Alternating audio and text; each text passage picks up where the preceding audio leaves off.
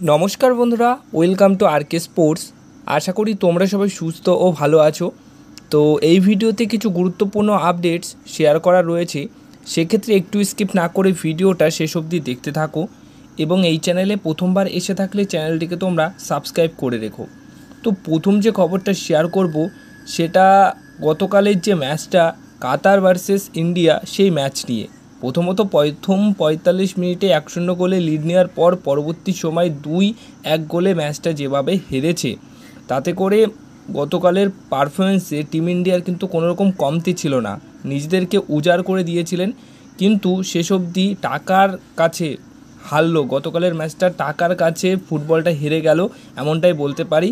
কারণ এমনটাই যদি না হতো তাহলে গতকাল যে গোলটা হয়েছে, যেটা গুরপ্রীত সিং সান্ধুর হাত থেকে বেরিয়ে পুরোপুরি মাঠের বাইরে চলে যায়, সেই বলটাই কোনোরকম টেনে নিয়ে কাতারের আরেকটা প্লেয়ার আরেকটাকে দেয় এবং সেই প্লেয়ারটি গোল করে দেয় এবং সেটাকে অ্যালাউ করা হয় যে সেটা গোল হয়েছে। কিন্তু ওটা কিন্তু মানে গোল লাইনের যে লাইন মাঠের বাইরে চলে গেছিলো গোল, ওটা কিন্তু কোনোরকমভাবেই হয় না, ডিসঅ্যালাউ হতে পারতো ওই গোলটা। আর সবচেয়ে বড় কথা, লাইসম্যান তাকে নিয়ে কিছু বলার নেই। লাইসম্যান, রেফারি, পুরো ৩ থেকে ৪ জন যারা আর কি ছিলেন এই ম্যাচের দায়িত্বে, তারা একদম দায়িত্ব করে টিম ইন্ডিয়াকে হারিয়ে দিল। প্রথমত রেফারিরা শুরু থেকেই ভেবেছিল যে কাতার প্রথম ১-২ গোলে এগিয়ে থাকবে, কিন্তু যেভাবে ইন্ডিয়া ১ গোলে এগিয়ে ছিল, পরবর্তী সময়ে তো কোনোরকমভাবে কাতারকে ম্যাচটা জেতাতে হবে।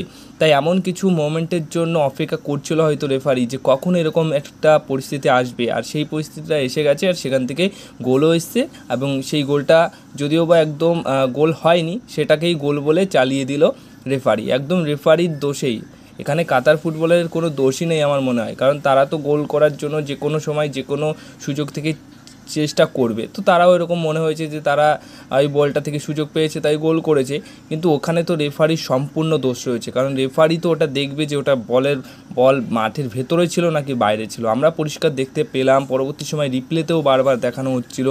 তো রেফারি লাইসম্যানের সাথে কথা বলে অবশ্যই বিষয়টা কিন্তু মেটাতে পারতো, কিন্তু এখানে পরিষ্কার হওয়া গেল পুরোপুরি যে রেফারি কিন্তু টাকার কাছে মোটামুটি টাকা খেয়েই ম্যাচটা হারালো টিম ইন্ডিয়াকে। হ্যাঁ, পরবর্তী সময় আজকের দিনে দাঁড়িয়ে যে খবরটা পাওয়া গেছে যে এই যে গোলটা হয়েছে, এই গোলটা নিয়ে কিন্তু কোচ ইগোর স্টিমাচ এবং এআইএফএফ কমপ্লেন জানিয়েছে। এবার দেখা যাক শেষ অবধি এই বিষয়টা নিয়ে কী আপডেট পরবর্তী সময় আসে। এবার নেক্সট আপডেট যেটা রয়েছে, কোচ মলিনা। মোহনবাগান দলের নতুন কোচের সাথে মোহনবাগান দল কত বছরের চুক্তি করেছে সেটা নিয়ে অনেক আপডেট জানতে চেয়েছো।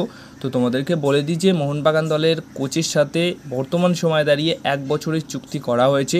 কিন্তু ১ বছরের চুক্তি এটা বলা ভুল হবে, অফিসিয়ালভাবে ১ বছরের চুক্তি করা হয়েছে, কিন্তু এটা বললে ভুল হবে, কারণ এমন ডিলে তাকে সই করানো হয়েছে যখন তখন তার সাথে আবার চুক্তি বাড়ানো হতে পারে।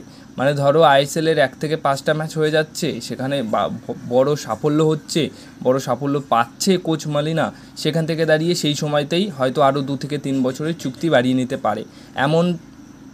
এমনভাবেই কিন্তু তার সাথে চুক্তিটা করা হয়েছে। আর কোচ মলিনার সাথে মোহনবাগান দলের যে একটা প্ল্যান রয়েছে, সেটা একটা লম্বা প্ল্যানিং রয়েছে। তাই কোচ মলিনা মোটামুটি তোমরা ধরে রাখো আগামী ২ থেকে ৩ বছর তো কোচের দায়িত্বে থাকবেন, মোহনবাগান দলের হেড কোচের দায়িত্বে। এবার সবশেষ যে বিষয়টা শেয়ার করব সেটা হচ্ছে কোচ মলিনা কিন্তু পুরোপুরি বিদেশি স্কোয়াডটাই চেঞ্জ করে দিতে চলেছে, যেটা গতকাল মার্কোসও জানিয়েছে। কোচ মলিনা শুধুমাত্র ডিমিত্রি পেট্রাটাস পুরোপুরি কনফার্ম, জ্যাসন কামিংসও মোটামুটি কনফার্ম। মানে এই দুজনকেই মোটামুটি তোমরা নতুন যে বিদেশি স্কোয়াড হবে সেই বিদেশি স্কোয়াডে দেখতে পারবে। তাছাড়া বাদবাকি আর যে ৪টে বিদেশি প্লেয়ার থাকবে, পুরোপুরি ৪টে বিদেশি প্লেয়ারই কিন্তু চেঞ্জ হয়ে যাবে। কোনোরকম সাদিক ইউ, হেক্টর ইউস্টে, হামিল, তারপর কাউকো, হুগো বোমস কেউই থাকবে না।